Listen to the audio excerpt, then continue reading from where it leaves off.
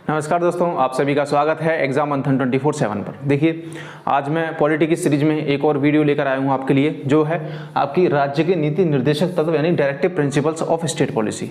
इससे पहले मैं जो आपको टॉपिक पढ़ा चुका हूं उसके बारे में अगर मैं बात करूं तो मैं भारत का संवैधानिक विकास, संविधान सभा के बारे में पढ़ा चुका हूं, और संविधान की विशेषताएं, क्या क्या विशेषताएं हमारे संविधान की, और संविधान के स्रोत किस किस कंट्री से कौन कौन से प्रावधान या प्रोविजंस लिए गए हैं भारत के संविधान में, संविधान की अनुसूचियां, जो 12 अनुसूचियां थी मूल संविधान में कितनी थी, और बाद में कौन कौन जोड़ी गई, और किस किस संविधान संशोधन के द्वारा जोड़ी गई, और किस अनुसूची में किस चीज़ का वर्णन है। संविधान का भाग 1 जहाँ में भारत संघ की बात है, इससे रिलेटेड 4 आर्टिकल्स हैं, इन 4 आर्टिकल्स को पढ़ा चुका हूँ मैं। और संविधान का पार्ट 2 जो कि सिटीजनशिप से रिलेटेड है, ये भी हम पढ़ चुके हैं, जो आपके यहाँ पर आर्टिकल 5 से 12 तक है ये। फिर तीसरा पार्ट आता है आपका भारत का संविधान का मौलिक अधिकार। फंडामेंटल राइट्स में हम पढ़ चुके हैं कहाँ से कहाँ तक, आर्टिकल 12 से 35 तक। जो आपकी नागरिकता थी वो 5 से 11 तक थी, ठीक है। तो इन सब के बारे में हम पढ़ चुके हैं। और आज की जो हमारी वीडियो है वो है कॉन्स्टिट्यूशन की पार्ट 4 यानी चौथे भाग के बारे में आज हम पढ़ने वाले हैं, जो कि है हमारा directive principles of state policy यानी कि राज्य की नीति के निर्देशक तत्व। राज्य की नीति निर्देशक तत्व क्या है? यदि भारत सरकार या फिर जो भारत के जितने भी स्टेट हैं अपनी कोई भी पॉलिसी बनाएंगे तो इन नीति निर्देशक तत्वों को ध्यान में रखकर पॉलिसी बनाएंगे।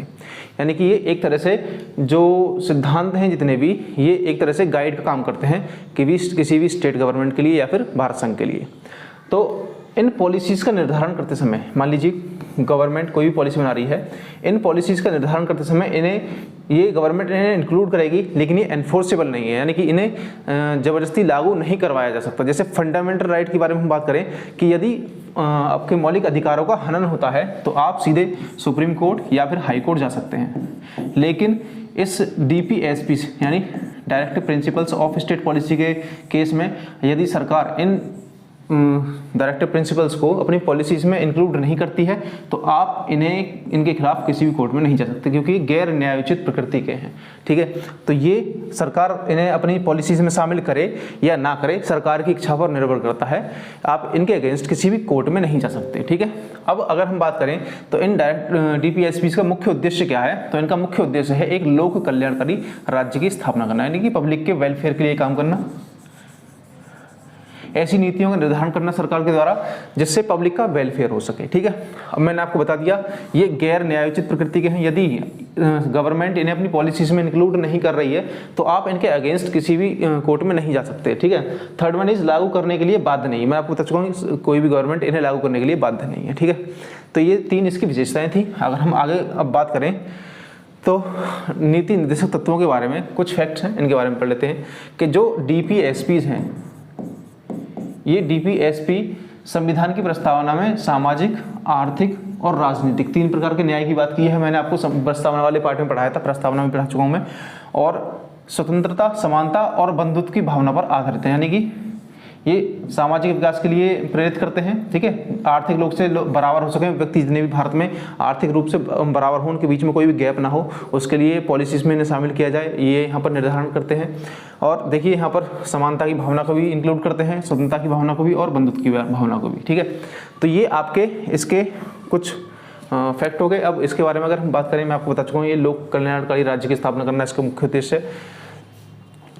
देखिए, मैंने आपको जैसे बताया था, नीति निर्देशक तत्व के विचार हैं कि जिन्हें संविधान निर्माताओं ने भविष्य में बनने वाली सरकारों के समक्ष एक पथ प्रदर्शक के रूप में रखा है। जैसा आप देखेंगे, directive principles are these ideas laid down by the framers of the constitution as a guide to future governments, जो कि आने वाली भविष्य में जो भी सरकारें बनेंगी उनके लिए एक तरह से पथ प्रदर्शक का कार्य करेंगे, ठीक है।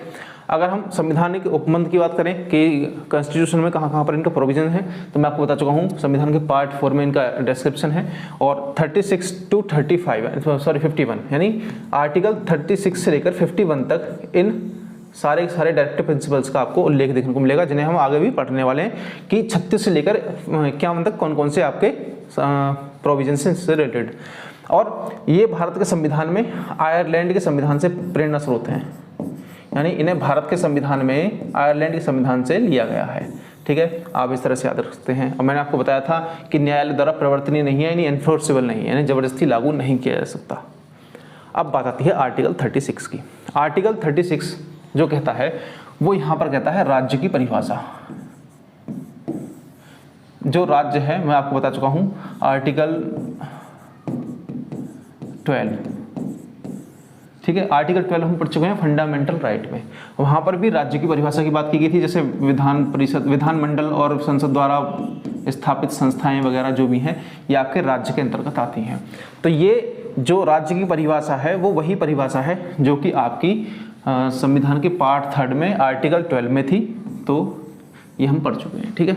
अब अगर हम आगे की बात करें तो आगे बात आती है आर्टिकल 37 की। आर्टिकल 37 क्या कहता है कि जो हम अभी पीछे पढ़ते आ रहे थे कि ये जो आपके DPSPs हैं ये न्यायालय द्वारा प्रवर्तनीय नहीं है, यानी एनफोर्सेबल नहीं है, तो इन्हें जैसे आप यहाँ देख पा रहे हैं नीति निर्देशक तत्वों को न्यायालय द्वारा प्रवर्तनीय न होते हुए भी देश के शासन में मूलभूत माना गया तथा विधि बनाने में इन सिद्धांतों को लागू करना राज्य का कर्तव्य होगा, ठीक है। तो राज्य का यहाँ पर एक तरह से दायित्व होगा कि जब पॉलिसीज का निर्धारण करे तो इन जितने भी आपके आर्टिकल्स हैं जो दिए गए हैं जिनमें वर्णित हैं इन सबको इंक्लूड करे, ठीक है। अब आगे अगर हम बात करें तो अब बात आती है आर्टिकल 38 की। आर्टिकल 38 क्या कहता है कि राज्य लोक कल्याण की अभिवृद्धि के लिए सामाजिक व्यवस्था बनाएगा और जिसके अंतर्गत आय, प्रतिष्ठा, सुविधाओं तथा अवसरों की असमानता को समाप्त करने का प्रयास करेगा। जैसे भारतीय के समाज में आय की असमानता है, कुछ लोग बहुत ज़्यादा अमीर हैं, कुछ ज़्यादा गरीब हैं, तो इस आय की असमानता को दूर करेगा, ठीक है। प्रतिष्ठा के अवसर देगा, सुविधाओं तथा अवसरों की असमानता को भी समाप्त करने का प्रयास करेगा। जैसे अवसर है किसी एक पर्टिकुलर लोग के लिए ना होकर सभी के लिए अवसर समान होंगे, ठीक है। तो ये आपका आर्टिकल 38 कहता है किसके अंतर्गत, DPSP के अंतर्गत। अब बात करें तो आर्टिकल 39 की बात आती है। 39 में 6 प्रोविजंस हैं, इनके बारे में पढ़ेंगे। तो आर्टिकल 39 क्या कहता है, राज्य महिलाओं व पुरुषों को रोजगार के समान अवसर देगा, दोनों को समान अवसर देगा, यानी कि एक को ज़्यादा और एक को कम। तो समान अवसर देने की बात किस में की गई है रोजगार के, वो आपके आर्टिकल 39A में, ये फर्स्ट में, ठीक है। अब बात आती है राज्य भौतिक संसाधनों का आवंटन इस प्रकार करेगा कि जिससे अधिकतम लोगों का कल्याण हो सके, ठीक है। जितने भी आपके भौतिक संसाधन हैं अधिकतर लोगों का कल्याण हो सके। आर्थिक संसाधनों का केंद्रीकरण होने से रोकेगा, जैसे कि मान लीजिए किसी एक लोग के हाथ में, एक संस्था के हाथ में कोई चीज़ ना पहुंचे, जैसे कोयला आवंटन है, ठीक है, ये किसी एक व्यक्ति के हाथ में ना पहुंचे। अगर एक व्यक्ति के हाथ में पहुंचेगा, केंद्रीकरण होगा तो इसकी कीमतें बढ़ेंगी, इसका विकेंद्रीकरण करना पड़ेगा, ठीक है। तो इस तरह से आर्थिक संसाधनों का भी केंद्रीकरण करने से रोकेगा। महिलाओं व पुरुषों को समान कार्य के लिए समान वेतन देगा, ऐसा नहीं है कि महिलाओं को कम वेतन देगा। सेम अगर एक जैसा काम है तो आपकी जो सैलरी होगी वो सेम होगी, ठीक है। ये आपकी बात होती है आर्टिकल 39 में। महिलाओं व पुरुषों को ऐसे कार्य नहीं देगा जो उनके स्वास्थ्य के लिए हानिकारक हों, ठीक है। तो ये भी इसमें कहाँ पर प्रोविजन है आपके 39 आपके 5th में। बच्चों के लिए भयमुक्त व गरिमायुक्त वातावरण की व्यवस्था करेगा। ये भारत के मूल संविधान में नहीं था, तो इसे भारत के संविधान में 42वें संविधान संशोधन 1976 के द्वारा इंक्लूड किया गया था, ठीक है। आप इस तरह से इसे याद रख सकते हैं। तो ये समानताओं के बारे में बात की गई है यहाँ पर, ठीक है। अब बात करते हैं आर्टिकल 39A की। अभी हमने जो बात की थी वो 39 आर्टिकल था और उसके सब पार्ट्स जो थे 1st, 2nd, 3rd वगैरह थे, लेकिन यहाँ पर अब हम बात करने वाले हैं 39A, जो कि आपका कैपिटल A में है। देखिए, समान अवसर के आधार पर न्याय देना एवं निःशुल्क कानूनी सहायता उपलब्ध कराना ताकि गरीबों का अन्याय का शिकार ना होना पड़े। जैसे मान लीजिए कोई व्यक्ति है, वो किसी केस में फंस गया, तो वो अन्याय का शिकार ना हो, उसे न्याय मिलने से वो वंचित ना रह जाए, इस वजह से सरकार उसे क्या करेगी, आपको वहाँ पर कानूनी सहायता प्रदान करेगी, ठीक है। तो आपका ये कौन सा आर्टिकल कहता है कि 39A, वो भी निःशुल्क कानूनी सहायता, यानी उसे वकील दिया जाएगा करके। तो यहाँ पर अब बात जो की गई है वो निःशुल्क कानूनी सहायता की बात की गई है, ठीक है। और इसे भी आर्टिकल को 39A को 42वें संविधान संशोधन द्वारा जोड़ा गया था, जो कि 1976 में हुआ था, ठीक है। अब बात करते हैं आर्टिकल 40 की। आर्टिकल 40 क्या कहता है कि आर्टिकल 40 के अंतर्गत ग्राम पंचायतों का संगठन, इसमें तथा उन्हें स्वायत्त शासन की इकाइयों के रूप में कार्य करने हेतु शक्तियाँ प्रदान करना, यानी कि जो ग्राम पंचायत है उनका गठन करना और उन्हें कुछ पावर्स भी देना। जैसे वो टैक्स कलेक्ट कर सकती हैं, कुछ टैक्स भी कलेक्ट कर सकती हैं, ठीक है। उन्हें शासन चलाने की शक्तियाँ देना। तो ये आपके आर्टिकल 40 में डिस्क्रिप्ट है। और देखिए यहाँ पर पढ़ सकते हैं, organisation of village panchayat and giving them powers and authority to function as units of self government, ठीक है। सेल्फ गवर्नमेंट की बात की गई यहाँ पर, कहाँ पर, ग्राम पंचायत के लेवल पर। अब बात करें आर्टिकल 41 की। आर्टिकल 41 क्या कहता है, कुछ दशाओं में विशेषतः बुढ़ापे, बेरोजगारी, बीमारी, अशक्तता आदि की दशा में काम, शिक्षा और लोक सहायता पाने का अधिकार सुनिश्चित करने के लिए राज्य प्रभावी प्रावधान करेगा। देखिए कुछ ऐसी दशाएं होती हैं जिनके लिए सरकार, जैसे बुढ़ापा हो गया, बेरोजगारी हो गई, बीमारी हो गई, अशक्तता हो गई, इसके तहत जो है सरकार इन लोगों के लिए विशेष प्रावधान करेगा। जैसे आप बुढ़ापे के लिए दे सकते हैं, वृद्धा पेंशन योजना चलती है, ठीक है, और बेरोजगारी भत्ता भी मिलता है, और अशक्तता की बात करें तो दिव्यांग पेंशन भी मिलती है। तो वो किस आर्टिकल के अंतर्गत बात की गई है, तो वो आपका आर्टिकल 41 के अंतर्गत बात की गई है। इसी पॉलिसी को शामिल करती है केंद्र सरकार या फिर राज्य सरकारें, जो इन अशक्तताओं के आधार पर जिन लोगों की सहायता होती है, ठीक है। तो आपको समझ में आया होगा कि आर्टिकल 41 कहना क्या चाहता है और सरकार कहाँ कहाँ इन चीज़ों को इंक्लूड करती है, तो आपने यहाँ से समझा होगा। अब बात आती है आर्टिकल 42 की, ठीक है। आर्टिकल 42 क्या है, कार्य की न्यायसंगत और मानवीय दशाओं तथा मातृत्व सुरक्षा हेतु सहायता का उपबंध। देखिए इसमें मैटरनिटी लीव की बात की गई है, और जो व्यक्ति कार्य करते हैं, कहीं भी कार्य करते स्थिति उन्हें मानवीय दशाएं उपलब्ध कराई जाएंगी। ऐसा ना हो कि ऐसी दशाएं उपलब्ध कराई जाएं वहाँ पर व्यक्ति का काम करना ही मुश्किल हो गया, ठीक है। तो मानवीय दशाएं उपलब्ध कराई जाएंगी, और यहाँ पर मैटरनिटी लीव की बात की गई है लेडीज़ के लिए एंड फीमेल्स के लिए। तो आपका आर्टिकल 42 इसका यहाँ पर संविधान में वर्णन मिलता है, ठीक है। अब बात करते हैं आर्टिकल 43 की। यहाँ पर जो छोटे छोटे उद्योग होते हैं, कुटीर उद्योग हो गए, ठीक है, इनका वर्णन है, इनके प्रोत्साहन के लिए कार्य करने के लिए बात की गई है। कहाँ पर, आर्टिकल 43 में। कुटीर उद्योगों के लिए योजनाएं बनती हैं, भारत का बजट आता है तो उसमें उन योजनाओं को शामिल किया जाता है। तो ये आपके आर्टिकल 43 को ध्यान में रखकर ही बनाई जाती है, ठीक है। कर्मचारियों को निर्वाह मजदूरी एवं कुटीर उद्योगों का विकास, राज्य न्यूनतम मजदूरी का न्यूनतम दर तय करेगा। जैसे सरकार है, कोई भी सरकारी कार्य कराएगी तो ऊपर से गवर्नमेंट के द्वारा ही एक न्यूनतम मजदूरी की दर तय होती है, यानी कि एक दर होती है कि हाँ कोई व्यक्ति अगर काम करने आएगा तो वो हिसाब है कि अगर मजदूर है कोई और है, ये आपके उसके हिसाब से होती है, इनकी जो इनकी योग्यता होती है उसी के आधार पर इनकी मजदूरी होती है। जैसे मजदूर को इस समय लगभग 400 से 500 रुपये मिलते हैं एक दिन कार्य करने के, तो न्यूनतम मजदूरी की दर कौन तय करता है, ये भी सरकार तय करेगी, ठीक है। इससे कम धनराशि इन्हें नहीं मिलेगी, तो ये होगा। अब बात आती है आर्टिकल 43A। इसमें क्या कहा गया है कि उद्योगों के प्रबंध में यानी मैनेजमेंट में मजदूरों की भागीदारी के लिए उपयुक्त विधान या कानून बनाना, ठीक है। आर्टिकल 42 का ये भी आपका 42वें संविधान संशोधन 1976 के द्वारा जोड़ा गया था। अब एक और आर्टिकल आता है 43B। इसमें क्या क्या गया है, इसमें आपको जो बात की गई है वो कोऑपरेटिव सोसाइटीज़ की बात की गई है कि यानी कोऑपरेटिव सोसाइटी होती क्या है।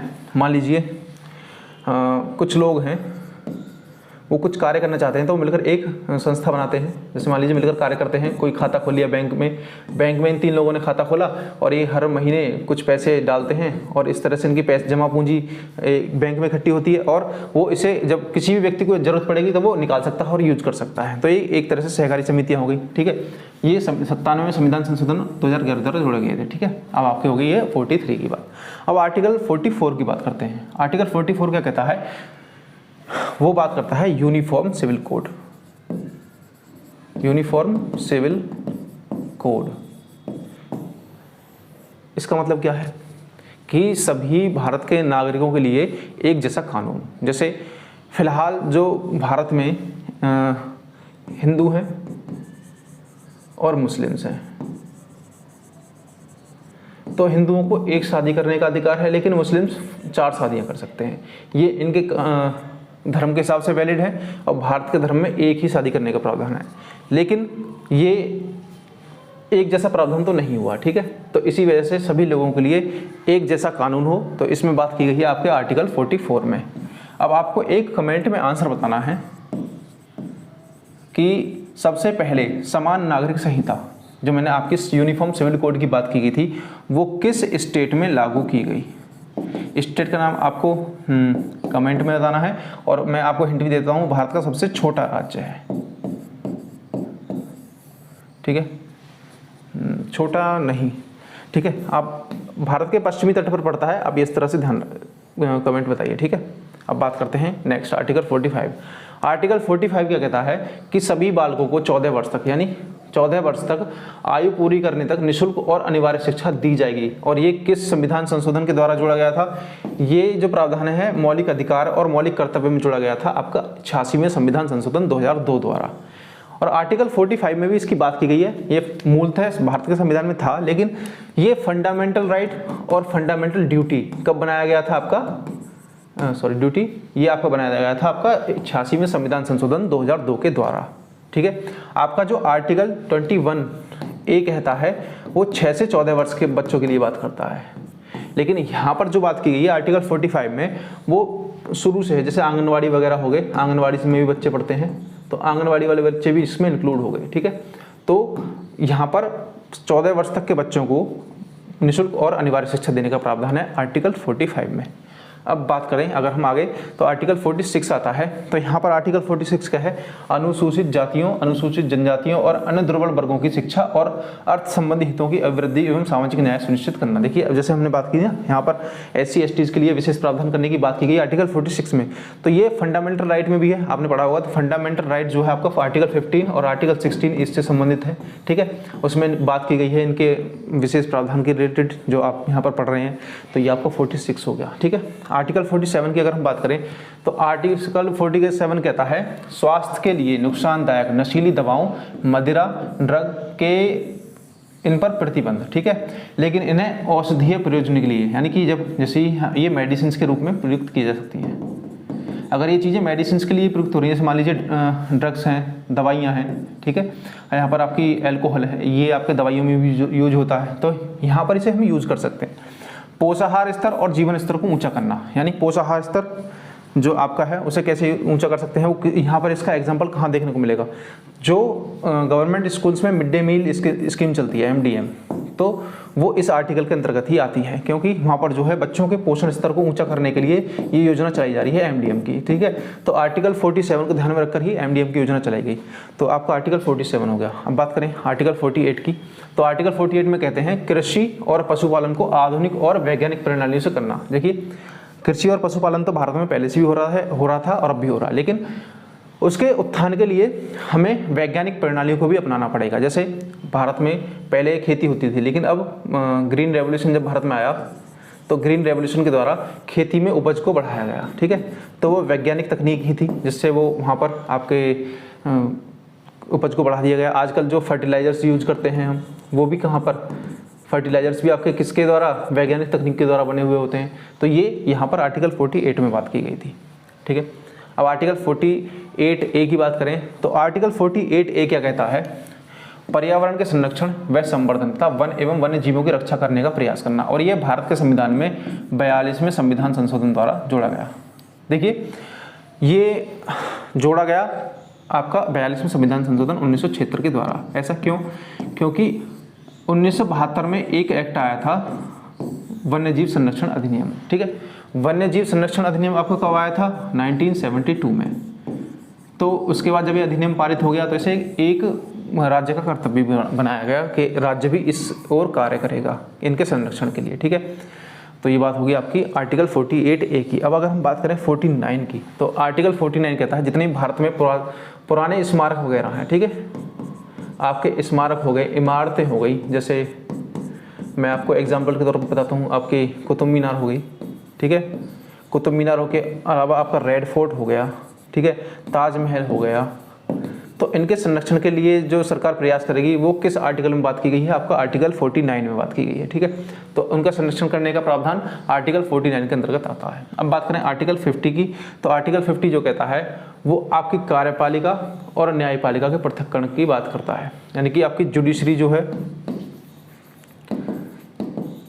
जुडिशरी का आपका एग्जीक्यूटिव से अलग होना बताता है कि एक दूसरे के कार्य में ये इंटरफेयर नहीं करेंगे। ठीक है, तो एक दूसरे से क्या होंगे? आपके स्वतंत्र होंगे। ये किसी के भी दबाव में कोई दूसरी संस्था कार्य नहीं करेगी, यानी कार्यपालिका के दबाव में कोई न्यायपालिका इस दबाव में कार्य नहीं करेगी। ठीक है, तो आपका आर्टिकल 50 में इसका डिस्क्रिप्शन है। आर्टिकल 51 की बात करें तो आर्टिकल 51 क्या कहता है कि अंतर्राष्ट्रीय शांति और सुरक्षा की अभिवृद्धि करना तथा राष्ट्रों के बीच न्यायपूर्ण और सम्मानपूर्ण संबंधों को बनाए रखना। यानी ये जो सिंपल सी बात मैं बात करूं तो इंटरनेशनल लेवल पर पीस की बात करता है। ठीक है। भारत अंतर्राष्ट्रीय स्तर पर क्या करेगा, शांति बनाए रखेगा। उसके लिए क्या करेगा, promote international peace and security, ठीक है। Maintain just and honourable relations between nations, यानी कि जो राष्ट्र हैं उनके बीच में जो ऑनरेबल रिलेशंस बनाए रखेगा। Foster respect for international laws and treaty, जितनी भी संधियां हैं और आपके जितने भी कानून हैं अंतर्राष्ट्रीय स्तर पर उनका पालन करेंगे हम, ठीक है। ये आपका कहाँ आता है, आर्टिकल 51 में। ये आपका होता है आर्टिकल 51 लास्ट, जिसका है आपका DPSP का लास्ट आर्टिकल है, ठीक है। तो उम्मीद है जितने यहाँ तक मैंने आपको आर्टिकल कराए ये आपको अच्छे से समझ में आए होंगे। अगर आपके समझ में आए हैं तो वीडियो को लाइक करें, अगर अच्छे नहीं लगे तो वीडियो को डिसलाइक करें, और अगर आप दोबारा देखना चाहें तो इस वीडियो को आप वापस देख सकते हैं, फिर आप दोबारा समझ सकते हैं यदि आपको अच्छे से समझ में नहीं आया। उम्मीद है वैसे अगर आप यहाँ तक आए हैं तो आपको ये वीडियो अच्छी लगी होगी, और इसके बाद अगर आप चाहें तो कोई भी एक अच्छी सी बुक उठाएं और उस बुक से इनको पढ़ लें, और आपकी जितने भी कंसेप्ट हैं सारे के सारे क्लियर हो जाएंगे, ठीक है। ये तो मैं जो आपको ये वीडियो बना रहा हूँ एक तरह से ये हेल्प ही है कि आपको ये चीज़ें किताबों से अच्छे से समझ में आ जाएँ, ठीक है। तो अगर अच्छी लगी वीडियो तो लाइक करें, अदरवाइज डिसलाइक करें, और इस वीडियो को हो सके तो ज़्यादा से ज़्यादा शेयर भी करें। मिलते हैं आपसे अगली वीडियो जो कि होगी आपकी फंडामेंटल ड्यूटीज़ की, ठीक है, जो कि मौलिक कर्तव्य हैं, पार्ट 4A, ठीक है। नमस्कार।